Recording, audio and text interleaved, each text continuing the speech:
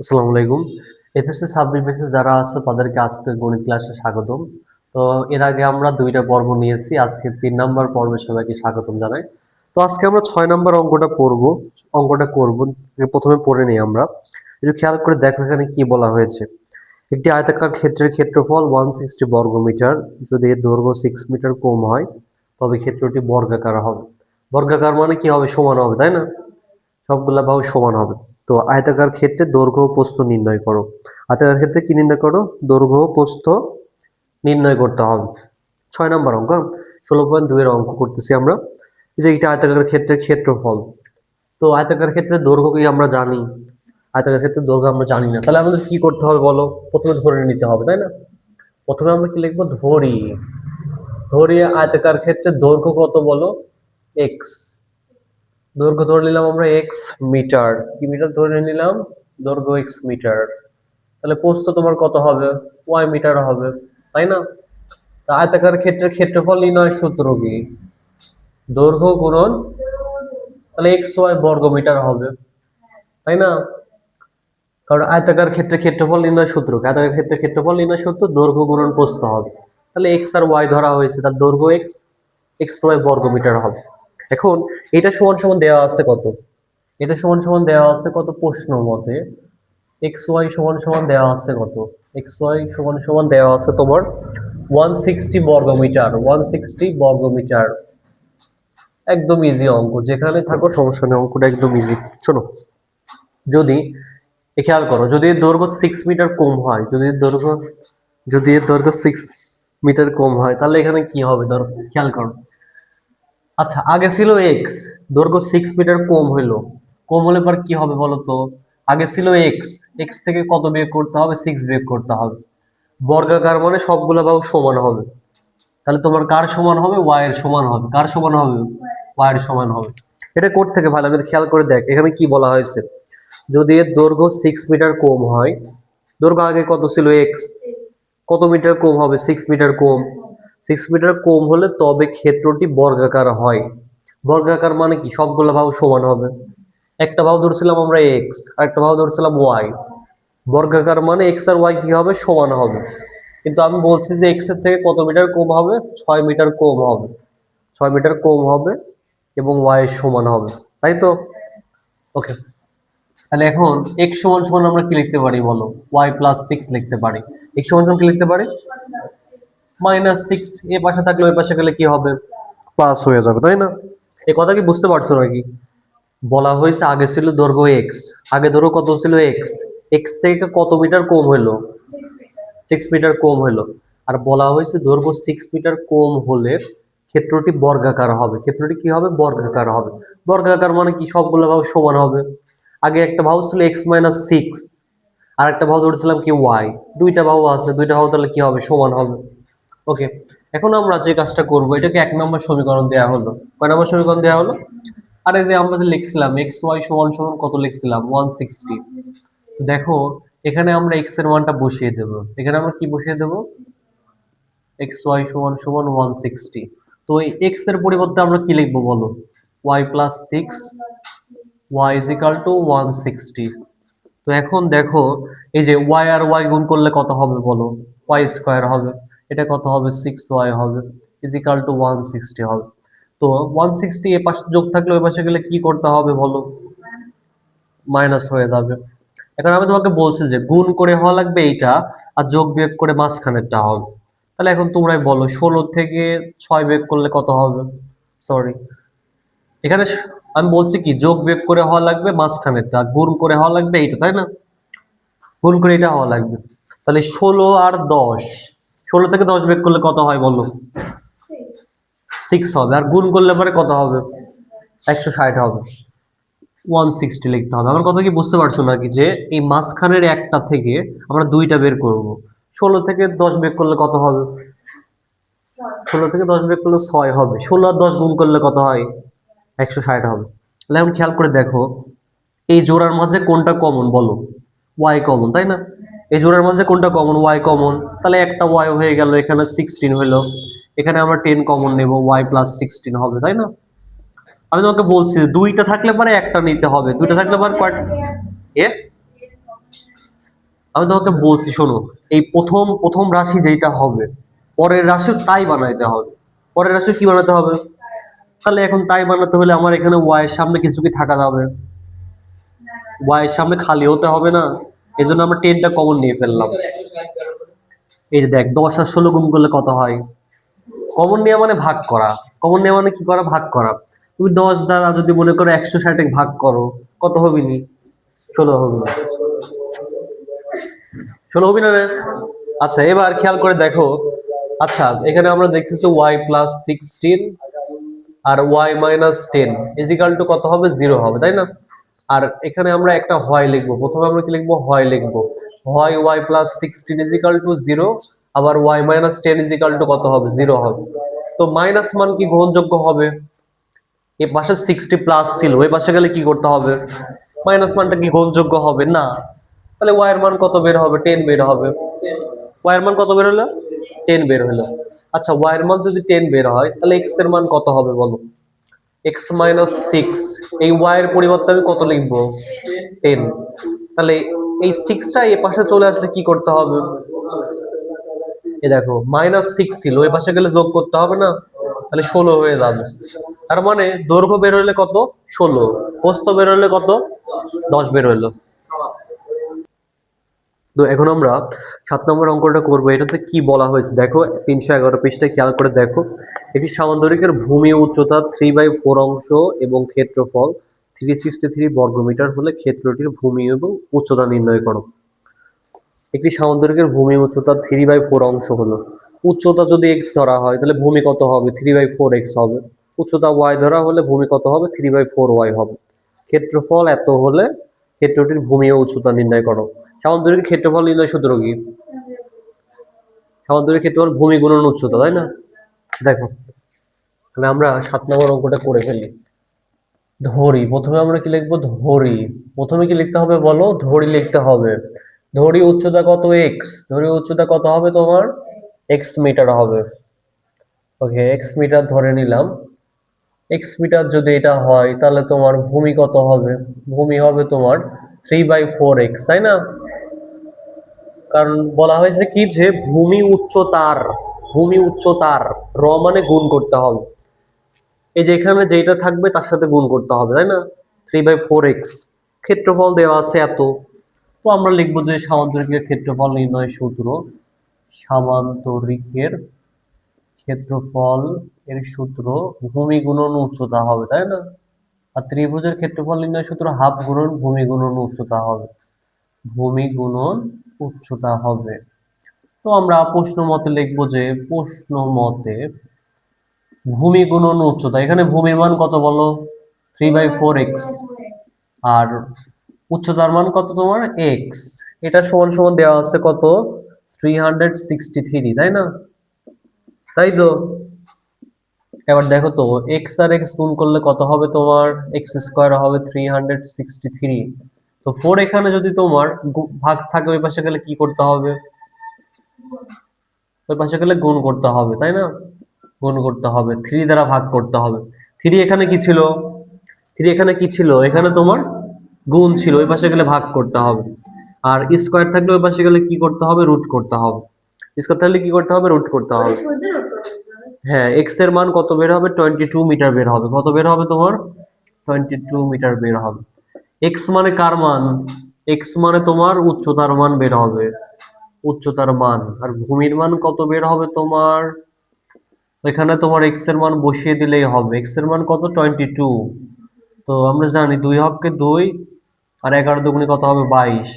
3 11 33, 33 divided 2 কত হবে তোমার? 33 ডিভাইডেড 2 করলে কত হয়? 16.5 মিটার। 16 পয়েন্ট, তাহলে দুইটার মান বের হয়ে গেল।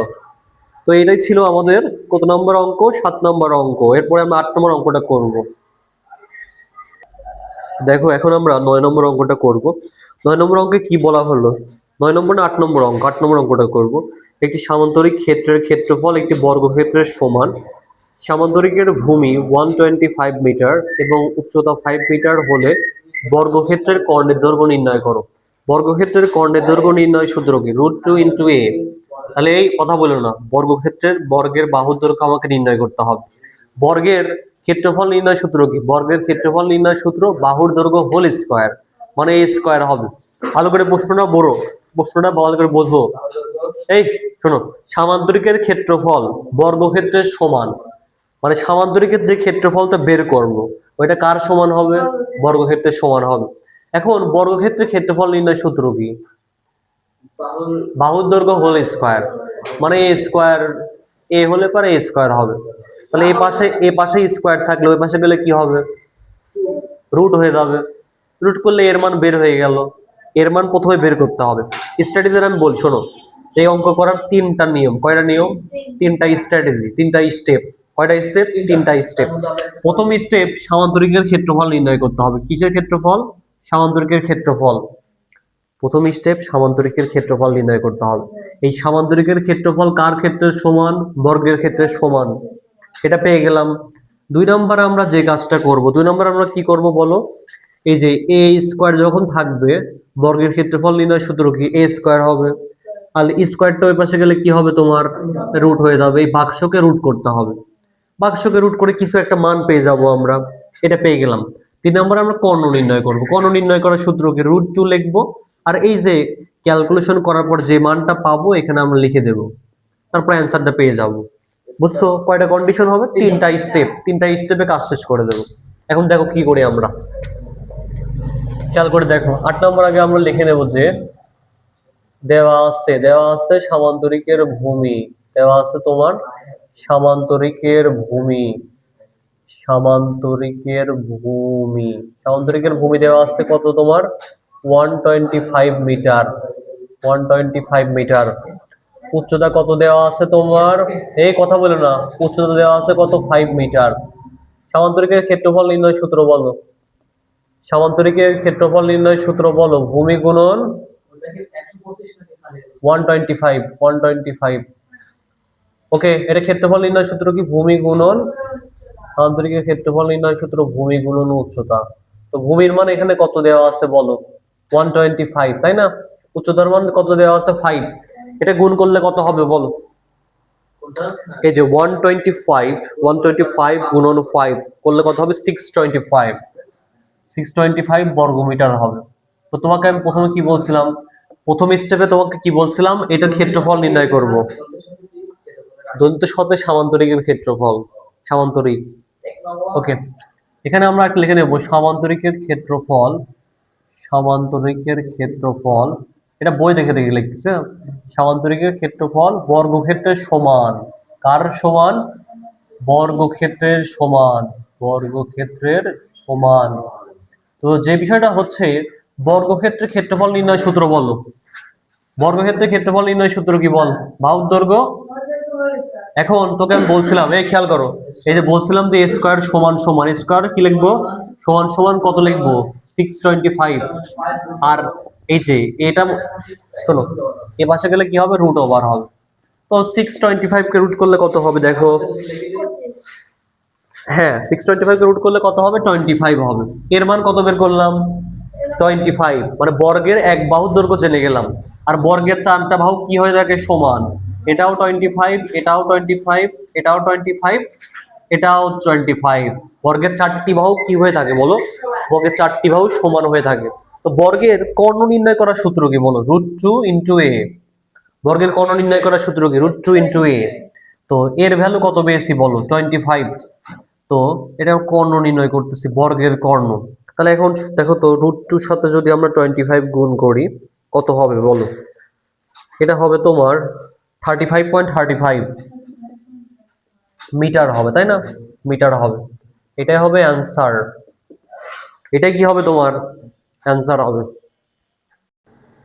তো এখন আমরা মূল বইয়ের 9 নম্বর অঙ্কটি করব, যে অঙ্কটি তোমাদের পরীক্ষার জন্য 10,00,000% ইম্পর্টেন্ট, 10,00,000% ইম্পর্টেন্ট। সো এটাকে অবহেলা হিসেবে নেওয়া যাবে না।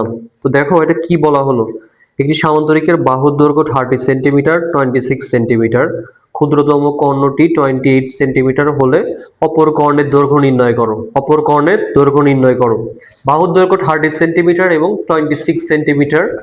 ক্ষুদ্রতম কর্ণটি 28 সেন্টিমিটার হলে অপর কর্ণের দৈর্ঘ্য নির্ণয় করো। তো এই অঙ্ক করতে গেলে খেয়াল করো, এই অঙ্ক করতে গেলে 4টা স্টেপ ফলো করতে হবে। কয়টা স্টেপ ফলো করতে হবে? 4 স্টেপ। হাতের আঙ্গুল কয়টা? 5টা। বাট ফলো করতে হবে কয় স্টেপ? 4 স্টেপ। প্রথম যে কাজটা হবে, প্রথম কাজটা কি হবে আমি তোমাকে বলে দেই, অঙ্ক করার আগে বলে দেই। প্রথমে তোমার ত্রিভুজের ক্ষেত্রফল নির্ণয় করতে হবে। কি নির্ণয় করতে হবে? একটা সামান্তরিকের কর্ণ দুইটা সমান ত্রিভুজ উৎপন্ন করে। একটা সামান্তরিকের কর্ণ কয়টা সমান ত্রিভুজ উৎপন্ন করে? দুইটি সমান ত্রিভুজ উৎপন্ন করে। তো প্রথমে একটা ত্রিভুজের ক্ষেত্রফল নির্ণয় করব। ওই ক্ষেত্রফল থেকে আমরা উচ্চতা বের করব। কি বের করব? এই যে ক্ষেত্রফল যে পেলাম ওইখান থেকে আমরা কি বের করব? উচ্চতা বের করব। 2 নাম্বার কাজ হয়ে গেল। 3 নাম্বার কাজ আমরা বিএফ এর মান বের করব। কিসের মান বের করব? বিএফ এর মান বের করব। তো বিএফটা কি আমি দেখাচ্ছি আর কি। তো এটা তো নির্ণয় হয়ে গেল, এটা নির্ণয় হয়ে গেল। তারপরে আমরা পিথাগোরাস ফেলবো। কি গোরাস ফেলবো? পিথাগোরাস ফেলবো। এই অঙ্কটা তোমাদের জন্য 10,00,000% ইম্পর্টেন্ট। 10,00,000% ইম্পর্টেন্ট।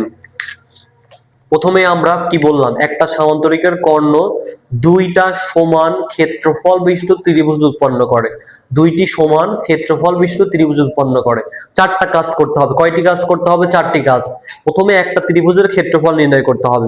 ওই ক্ষেত্রফল থেকে অপর ত্রিভুজের উচ্চতা নির্ণয় করতে হবে। অপর ত্রিভুজের কি নির্ণয় করতে হবে? উচ্চতা নির্ণয় করতে হবে। কি বললাম বলো তো, মুখস্থ করো। প্রথমে কি নির্ণয় করতে হবে? একটা ত্রিভুজের ক্ষেত্রফল নির্ণয় করতে হবে। ওই ক্ষেত্রফল দিয়ে অপর ত্রিভুজের উচ্চতা নির্ণয় করব। 3 নাম্বার কি নির্ণয় করব? বিএফ নির্ণয় করব, বয়ফ্রেন্ড নির্ণয় করব। 4 নাম্বার কি নির্ণয় করব? পিথাগোরাস ফেলবো। তাই অঙ্ক শেষ। মুখে মুখেই অঙ্ক কমপ্লিট। 4 mark complete. তো এখন দেখো নিয়মটা খেয়াল করো। ওকে, এখন খেয়াল করে দেখো নিয়মটা কি হবে। শোনো, কত পার্সেন্ট ইম্পর্টেন্ট তোমার? 10,00,000% ইম্পর্টেন্ট। 10,00,000% ইম্পর্টেন্ট। খেয়াল করো দেওয়া আছে, কি বলো? দেওয়া আছে। খুবই মনোযোগ সহকারে খেয়াল করতে হবে, খুবই মনোযোগ সহকারে। সামান্তরিকের সামান্তরিকের সামান্তরিকের বাহুর দৈর্ঘ্য কত? সামান্তরিকের সামান্তরিকের দৈর্ঘ্য 30 সেন্টিমিটার, তাই না? 30 সেমি। আর কত ছিল? 26 সেমি। 26 সেমি। কর্ণ দেওয়া আছে কত সেন্টিমিটার তোমার? 28 সেন্টিমিটার, তাই না? 28 সেন্টিমিটার। খেয়াল করে দেখো, ভালো করে শোনো, ভালো করে শোনো, ভালো করে শোনো, ভালো করে শোনো। এই খেয়াল করো, এই দেখো সামান্তরিক কেমন হয়, এটা খেয়াল করো। সামান্তরিকটা তোমার এরকম হবে, এরকম হবে তোমার, এরকম বাঁকা হবে। ঠিক আছে? ওকে, এখানে আমরা উচ্চতা নির্ণয় করব। কি নির্ণয় করব? উচ্চতা নির্ণয় করার জন্য এদিকে এইচ ধরে নিতে হবে। এটা একটা এইচ হলো, এটা একটা কি হলো তোমার? এইচ হলো। ধরা হলো এটা এ, ধরা হলো এটা কি এ, এটা ধরা হলো বি, এটা ধরা হলো সি, এটা ধরা হলো ডি, এটা ধরা হলো তোমার কি ই, এটা ধরা হলো এফ। তোমাকে আমি 3 নম্বর অংশে কি বলছিলাম? বিএফ নির্ণয় করব। কি নির্ণয় করব? বিএফ। এই দেখো সেই বিএফ, এই যে বি আর এফ। তাহলে কি নির্ণয় করব? বিএফ নির্ণয় করব। ওকে, খেয়াল করে দেখো, খেয়াল করো। একটা সামান্তরিকের কয়টা কর্ণ হয়? 2টা কর্ণ। এটাকে বলা হবে ক্ষুদ্রতম কর্ণ। কি কর্ণ তোমার? এটার মান দেওয়া আছে কত? 28 সেন্টিমিটার। আর এটার মান দেওয়া আছে কত? 30। এটার মান দেওয়া আছে কত? 26। এটা 30 হলে এটাও কত হবে? 30। এটা কত হবে? 26। তো আমি তোমাকে বলছি, এই অঙ্কটা বোঝো আগে, লেখা বন্ধ করো, অঙ্কটা বোঝো যে একটা কর্ণ দুইটা সমান ক্ষেত্রফল বিশিষ্ট ত্রিভুজে উৎপন্ন করে। একটা কর্ণ, এটা একটা কর্ণ, তাই না? এটা একটা ত্রিভুজ, এটা একটা ত্রিভুজ। একটা কর্ণ সমান ক্ষেত্রফল বিশিষ্ট দুটি ত্রিভুজ উৎপন্ন করে। কি বললাম? একটা কর্ণ দুইটা সমান ক্ষেত্রফল বিশিষ্ট ত্রিভুজ উৎপন্ন করে। ক্লিয়ার? দেখো, খেয়াল করো এখানে, খেয়াল করো তো, ত্রিভুজ এবিসি। কি বললাম? এবিসি মানে কোনটা? দেখো, খেয়াল করো, এইটা, এটা, এটাতে খেয়াল করে দেখো। এ বির মান কত বলো? 30। বিসির মান কত? আর এসির মান কত? 28। তো ত্রিভুজের 3টা বাহু জানা থাকলে, ত্রিভুজের কয়টা বাহু জানা থাকলে? 3টা বাহু জানা থাকলে প্রথমে অর্ধ পরিসীমা নির্ণয় করতে হবে। পড়াইছিলাম এর আগে। ত্রিভুজের 3 বাহু জানা থাকলে আমাকে প্রথমে কি নির্ণয় করতে হবে? তোমার অর্ধ পরিসীমা নির্ণয় করতে হবে। তো অর্ধ পরিসীমা নির্ণয় সূত্র এস সমান সমান, খেয়াল করো, খেয়াল করো। প্রথমে কত আছে দেখো তো? 30। তারপরে কত আছে বলো? 26। তারপরে 28। কত দ্বারা ভাগ করতে হবে? 2। এটা ভাগ করে দেখবা 42 আসবে। কত আসবে? চেক করে দেখো তো। এবার চেক করে আমরা দেখি। 30 প্লাস 26 প্লাস তোমার কত হবে? 28 ডিভাইডেড 2 কত হলো? 42। আচ্ছা, এখন ত্রিভুজের 3 বাহু দেওয়া থাকলে ক্ষেত্রফল নির্ণয়ের সূত্র কি? Root over s into s minus a into s minus b into s minus c. শোনো, এস এর মান কত বের করছি? 42। দেখো, এই যে এ মানে কি? এ মানে প্রথমটা কত হবে? 30, 30। বি মানে কত হবে? 26। আর এস মানে তো 42, সি মানে কত হবে তোমার? 28। এটা ভালো করে খেয়াল করো, ভালো করে খেয়াল করো। এস মানে 42 না? এস না, সেটা বসাতে হবে না? বোঝে না, বোঝে না, হ্যাঁ।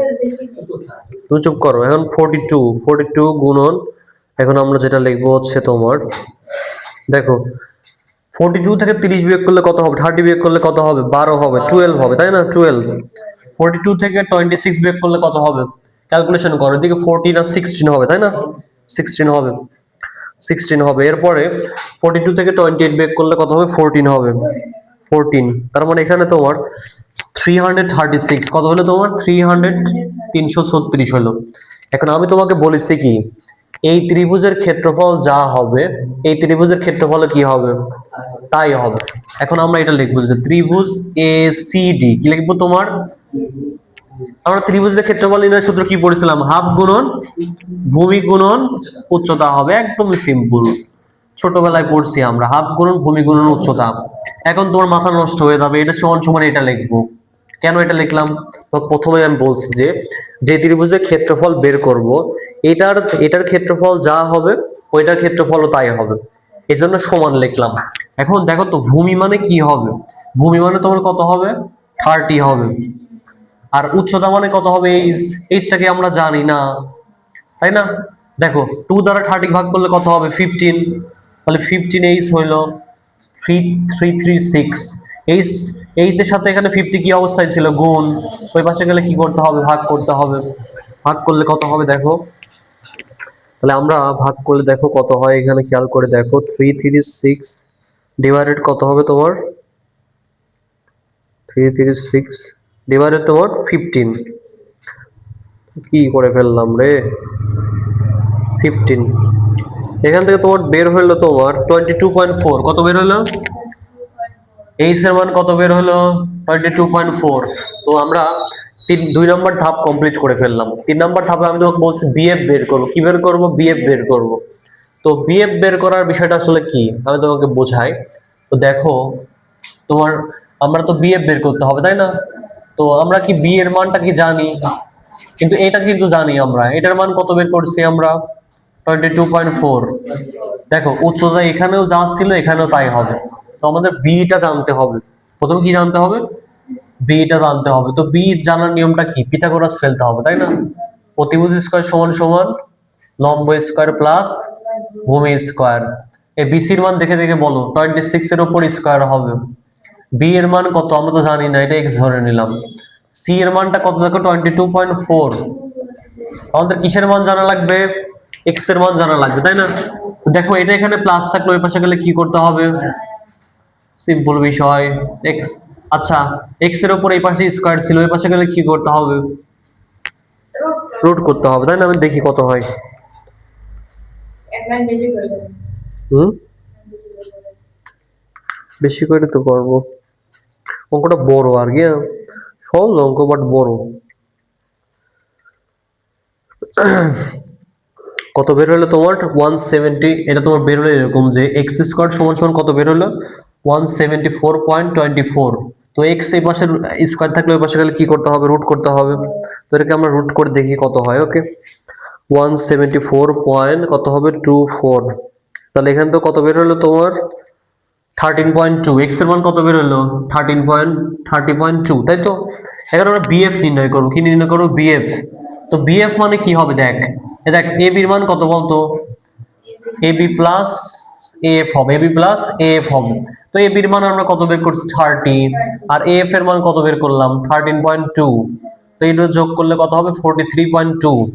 43.2। এখন আমাদের এই বৃহত্তর কর্ণটি নির্ণয় করতে হবে। কোনটি নির্ণয় করতে হবে? বৃহত্তর কর্ণটি নির্ণয় করতে হবে।